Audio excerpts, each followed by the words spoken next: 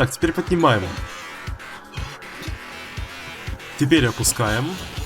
Так, бодиблок против Альвы. Вот чем он заканчивается. Икси был, не заметил. Опа, хит без анимации. Замечательно. Это очень странный игрок на Enchantress. Но сейчас продолжает себя нагло вести. Наглость карается Альвой.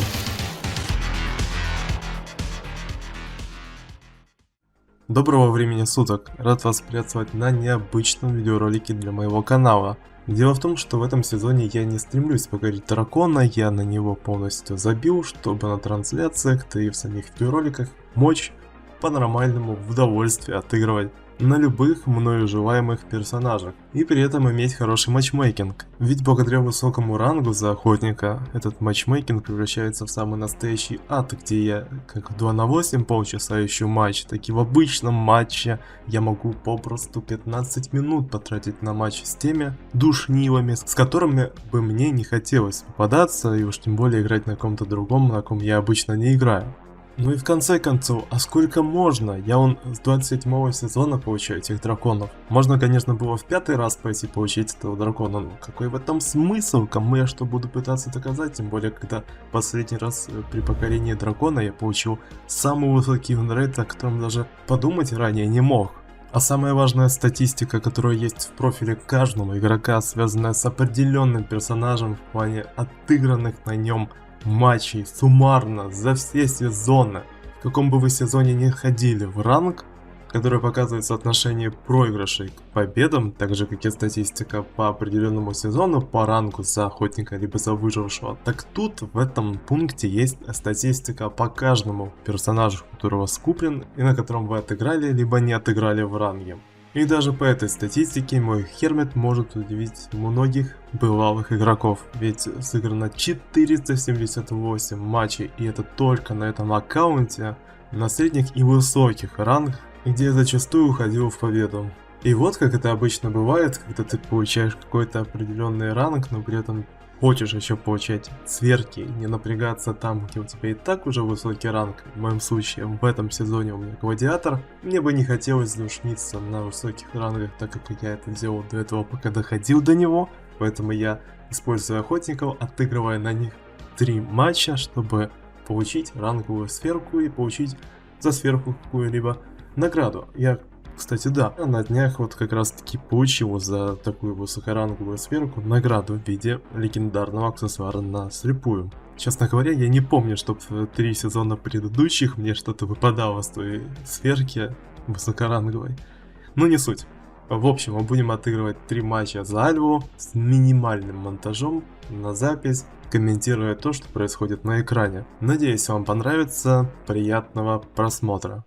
Итак, первый матч у нас будет на Чурч. Баним, естественно, жрицу и давайте барменшу. Зачастую именно такие баны я делаю, но вот только тогда, когда начинают попадаться одни и те же люди, разумеется, я тогда начинаю как-то пытаться замаскироваться. Баня, например, того же Сира в качестве второго бана, либо кого-нибудь другого. Например, адвоката ранее, тогда, когда он был самым сильным декодером. Так, червоточину я убираю, переключая на блинк.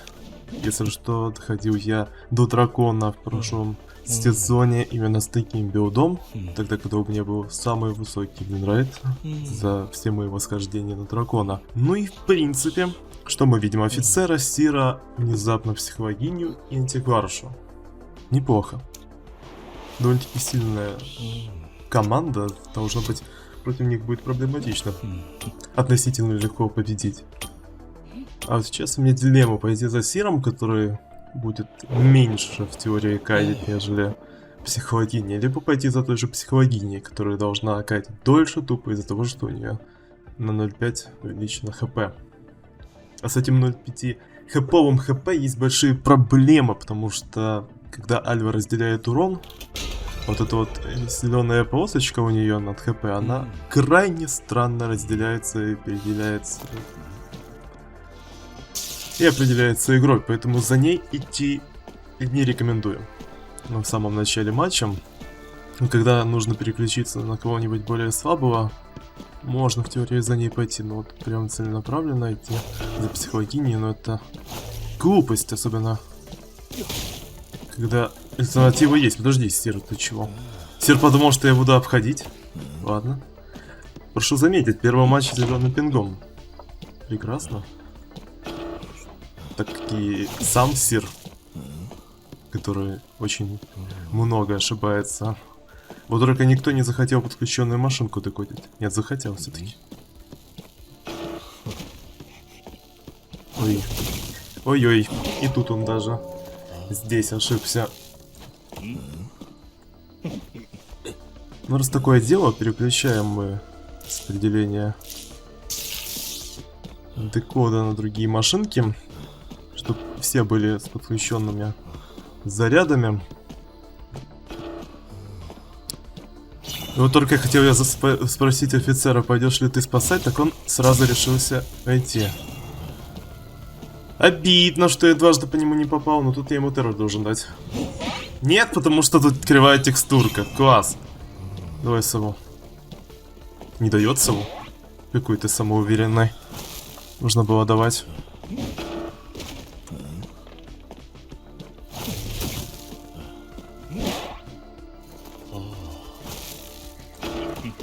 Ок. А зачем?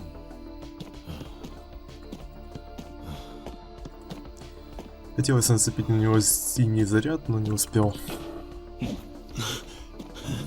Так, опять какая-то ерунда с цепочкой машинок. Почему-то выжившие в этом матче взяли за тенденцию перебегать на другие неподключенные машинки, чтобы, видимо, заряды не подбирать.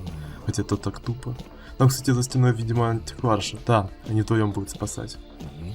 Окей. Этот не захотел часы использовать в этот раз. Так, бодиблок против Альва. Вот чем он заканчивается. То есть я ударяю по одному и все так же передаю урон по-другому. Крайне малоэффективный бодиблок.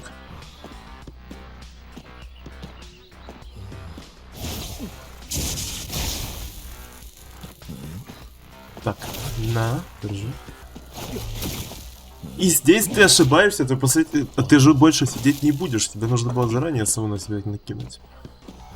Или он на антикваршу рассчитывает. Ладно. Она уже не сможет ничего сделать. Потому что я ловко поднял за текстурками. Тогда, когда она была на максимальном расстоянии от меня. Бум. И бу-бум. Бу-дум. Бу-бум. Наверное, пойдем за ней, чтобы не тратить время на переключение между целями. Ой-ой-ой. Успел его вывернуть. Кстати, ее же недавно нерфили. Вот только я вчера играл против одного антикарша, которая, ну, ничем выдающимся не обладала, но при этом она очень хорошо спамила. Ой, опять я туплю зарядом. Обилкой. Она меня так заспамила, что дала мне стан суммарно на чуть ли не 10 секунд. Тогда, когда в патчноуте писалось, что теперь антикварш не будет так делать. Теперь 6 секунд это ее предел. В том моменте я таки не понял, где же заключался нерв антикварша, поэтому я все еще немного их побаиваюсь. Ну, в том смысле, что идти за ними нужно осторожно, если я начинаю их преследовать. Чтобы не получить лишние заряды. Ой, дурак, он поднял заряд. Теперь я не дам ему спасти. Или дам? Ноль. Не дам, потому что он не захотел сразу же поднять заряд.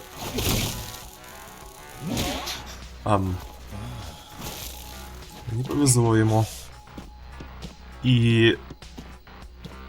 это редкое явление, потому что обычно в ранге люди тянут до последнего, чтобы как можно больше поинтов получить и в меньше минус уйти. Тактик опена. Но, видимо, они были в команде и не захотели тянуть время, и просто решили в следующий матч перейти. Молодцы. За это определенно лайк. Итак, второй матч. Eversleeping Town. Конечно же, жрица. Конечно же, барменша. Так, неужели какие-то Джоны забугорские попались? Серьезные ребята или нет? Нет, смешарики, скорее всего. А давайте в этом матче переоденемся в что-нибудь другое. В киберпукерский, наверное, этот костюм. Пойдем. И пойдем мы, наверное, в эту клетку. Это было довольно-таки очевидно, что там будет находиться у нас призионер. Но было бы неплохо еще за Сиром похороняться, если бы он был бы рядом. Я бы, может быть, еще подумал насчет того, переключиться на пенсионера вначале или на Сира. Итак, что же будет делать у нас призионер? Идти на гробы?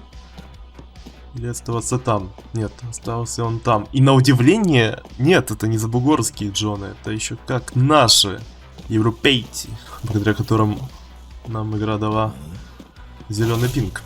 Замечательно. Так, пенсионер вроде бы назад не смотрит, он дурачок.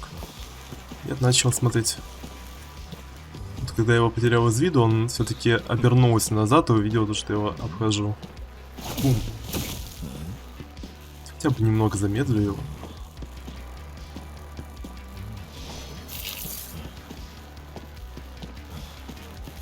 Вот здесь он невнимательно себя повел. Бабам.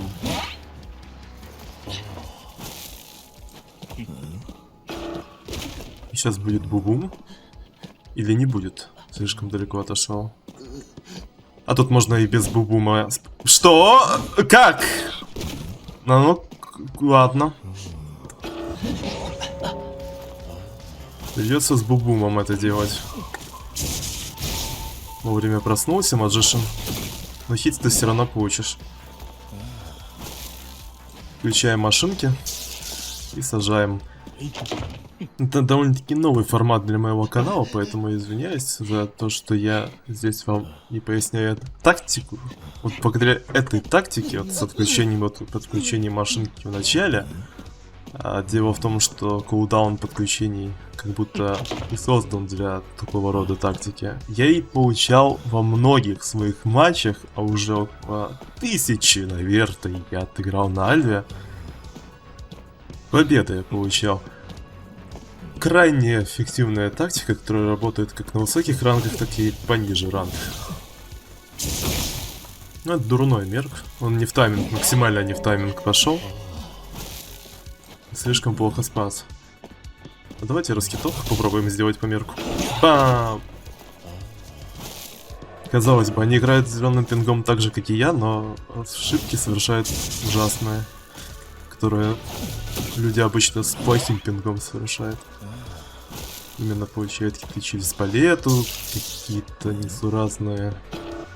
Дают мне возможность сблизиться и без блинка ударить его.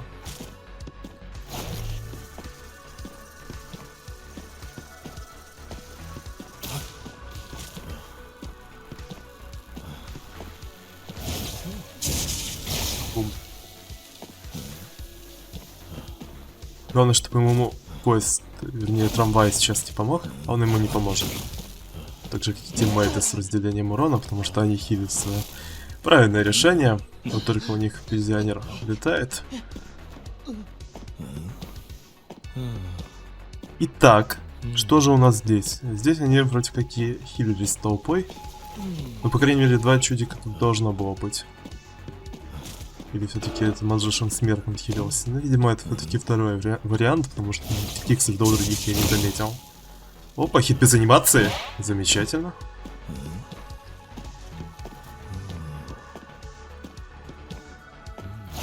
Еще раз хитовку сделал. О, как ты успел, зараза. Думал, что я успею переключиться и еще один заряд дать. Но нет. Стоять. Он сову таки не тратил, кстати говоря. А вот и сова. Молодец. Нет, тут его надо штрафовать, иначе он успеет бежать до палета. Заряда в таких случаях никак. Давайте еще раз хитовочку сделаем. Тут слабая команда попалась. Могу себе позволить. Ах, дренеть. Ну, могу себе позволить раскитовку, только вплотную террашок дать не могу. Нравится, такое нравится. А вот лишнее время тратить на вот таких вот моментах мне не нравится. Потому что на высоких рангах в таких случаях люди многое получают в плане форы на команду для декода машинок. и целом Cypher Rush, который переводит потом их ничью в победу. Либо наоборот, возможно их проигрыш в ничью. Продолжает они хилиться. Давайте подключим заново цепочку машинок. Вернее, переподключим, и кто-то рядом уже находится с Сиром. Мерк. Мерк, давай рассветовочку будем проводить дальше. Ну, по приколу это делаю, когда на самом-то деле лучше так не делать, наоборот. Против серьезной команды, которая не дает так разгуляться в плане передачи зарядов. Не хватает им одной машинки, у всех уже садница своих хп, вот для чего иногда стоит проводить раскидовку. И чтобы уж точно их задизморалить, мы садим Сира в бейсмент, там где ему самое место. А, вот даже так, серьезно? Я не обратил внимания. В окно, да? Или куда? Гаденыш. Мерк открыл сундук, ты серьезно? Я же слышу, я же в наушниках. Ты дурак? Когда тебе? У него, видимо, наручи закончились. Как я мастерски сейчас два заряда промахнул. Промазал. Конечно, да. И что дальше? Вот и все. Мерк очень долго килится, поэтому я думаю, самое время сейчас поднять Маджишина, потому что у него стикер. Благодаря стикеру он и успел отхилить свою задницу. А знаете что? Давайте рискнем. Давайте отнимем Мерка. Не прямо сейчас, а еще немного подождем. Чтобы у меня телепорт откатился еще чуть-чуть поболее. Он уже начал такую другую машинку. Успехов ему. Он начал декодить тут, там, где Сир у нас влетал. Так, теперь поднимаем. Теперь опускаем, потому что он перестал декодить. А Мерк, как назло, повезет в сторону кресла. И не декодит, зараза. Я его хотел забайтить, чтобы он вернулся на машинку. Ладно, неважно, уже телепорт откатился, можно позволить себе ошибаться, то есть идти в неверном направлении, а потом телепортнуться в верное направление. Кстати, Маджиша может через шкаф снять заряд с тебя. Он этого не собирается делать пока что. Он все-таки там же остался, ты что, дурак? Нет, он не дурак, он походу Мерк сейчас пойдет спасать. Да, вон он бежит, спасает Мерка. Может быть, вам не видно было, но мне отчетливо он был виден на краю карты. Уворачивайся сколько хочешь, у меня заряда полно. Дружит или? Странно, это какой-то топовый топ-10 Маджиша, но при этом он вместо того, чтобы перекружить и вывернуть в палету, вывернул туда, где нет уже палет. Притом он заранее, когда пробегал, он видел, что там палет нет. И это крайне тупо использовать палочку Маджишина, так как и любую другую обилку, включая даже орех, туда, где нет ничего. Обычно обилки и сам орех, они нужны для того, чтобы в более удобное место для кайта перетянуться. Ну, возможно, он нервничал, возможно, ему уже было по барабану, где так и так он умирал. Люик. Так, и третий матч для получения сферки на самой противной карте. Неужели в этот раз уж точно наши забугорские недруги попались?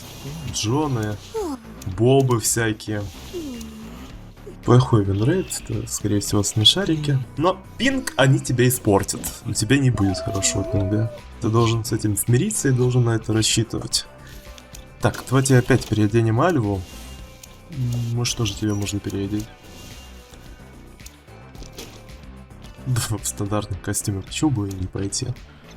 Команда в этот раз довольно-таки тоже противная, но с раскидовочкой будет гораздо проще, ведь у них нет никаких толковых саппортов на отхил.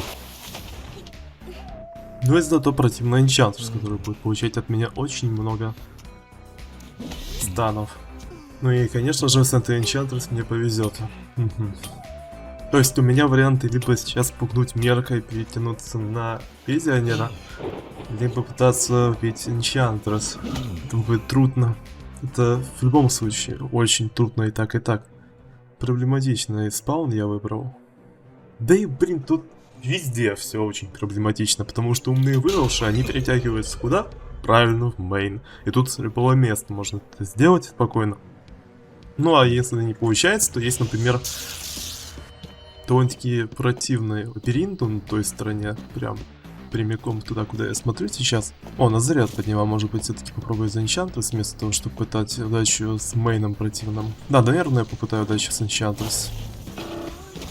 В этот раз. Пинг все-таки они испоганят, все-таки из-бугорские наши гады, которые всегда портят нам пинг в матчах.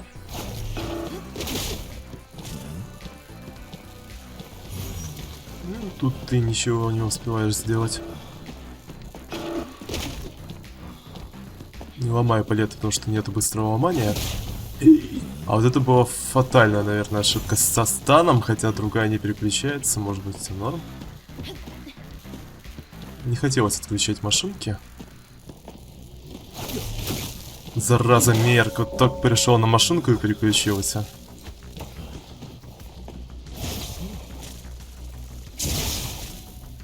Это очень странный игрок на Энчантресс. Но класс! Вот еще один пинг-момент. 3 матча и 2 пинг-момента. Замечательно. Что-то я вроде бы начал бубнить, и в итоге я забыл закончить эту тему, когда Энчантресс встретил. И, впрочем, неважно. И да, извиняюсь, я это впервые провожу. Я, когда играю, стараюсь больше обращать внимание на саму игру, только потом на комментарии, поэтому немного в своих мыслях теряюсь. А, тут ты как бы тупишь. Я думал, что ты и так спасешь, поэтому не стал даже пытаться тебя застопорить. Но ты сам мне дал возможность тебя застопорить. Дурак. Так вот, этот формат для меня а-ля летсплея необычен с комментариями. Поэтому иногда теряюсь смысл. И вот вам Энчантресс во всей красе против Альва. На ровном месте Тристана. Ни за что. Полученных. Ну что ж ты там меня про... А, понятно. Понял. И в окно она сиганула. Ну, тут начал использовать свой интеллект на максимум. Перестала тупить.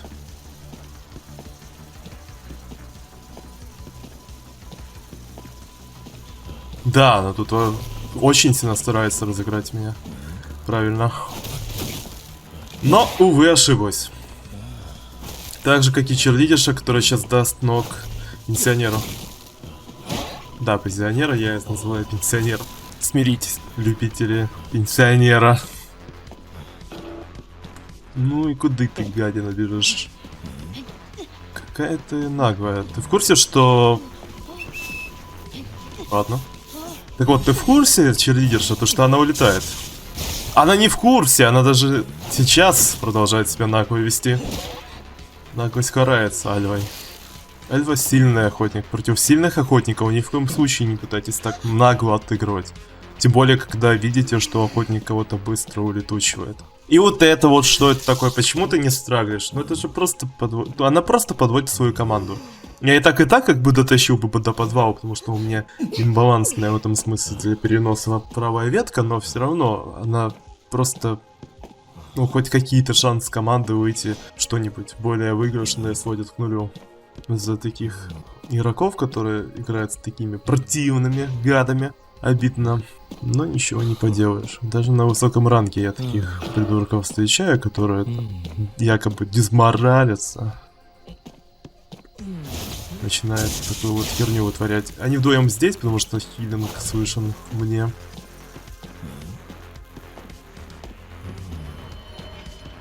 Давайте трогнем пенсионера, возможно, у него нет самоставания. И переключаемся на Мерка. Хотя подожди, все еще слух почему-то есть. Неужели он не пошел на спасение? Ну ты гад. Ну почему? Вот что это за матч? Вот вам и второй гад нашелся, который тоже не хочет как-то поспособствовать победе или ничья на команду. Тоже задизмораленный. Видимо, какой-то игрок, который перестал стараться. У него было 3 наручи. Этого было вполне достаточно, чтобы в тот момент сыгнуть с дырки, перепрыгнуть окно, эти наручи начать использовать и спасти рыжую. Хотя, может быть, на Мерка не стоит так думать плохо, потому что как-никак рыжая повела в первую очередь себя как свинья. Может быть, из-за того, что она так себя повела, Мерка не захотел на нее тратить наручи и попытку делать на спасение. Скорее всего, это было именно так. Ладно, не будем винить Мерка. Его можно понять, потому что когда ты видишь, что игрок не старается и просто бездействует, когда может что-то предпринять. Да, такого не хочется лишний раз идти саппортить, как бы там ни было. Поэтому я могу понять этого Мерка. Всех пролайкаю, кроме этой противной рыжей. Не будьте такими, как она. Старайтесь в ранге. Во-первых, вы за это поинты получите и в меньше минус уйдете. Во-вторых, вы команду не будете подводить. Игра командная, и это как бы очень важно. Ну что ж, наверное, спасибо всем за просмотр. Это был тестовый формат для моего канала. Если вам понравится, то я буду стараться еще больше. Может быть, на других охотниках постараюсь что-нибудь такое провести. Давно хотел таким заняться, потому что это создание не требует особых трудов, а я ленивый, поэтому не удивляйтесь, если таких видеороликов будете встречать на канале почаще. Так уж сложилось, что в своих видеороликах я не прощаюсь, так как обычно прощаюсь на трансляциях. Поэтому давайте в этот раз немного видоизмененное прощение с трансляции применим и в полноценном видеоролике. Всех люблю, обнимаю и хороших матчей в ранге вам желаю. До скорых встреч!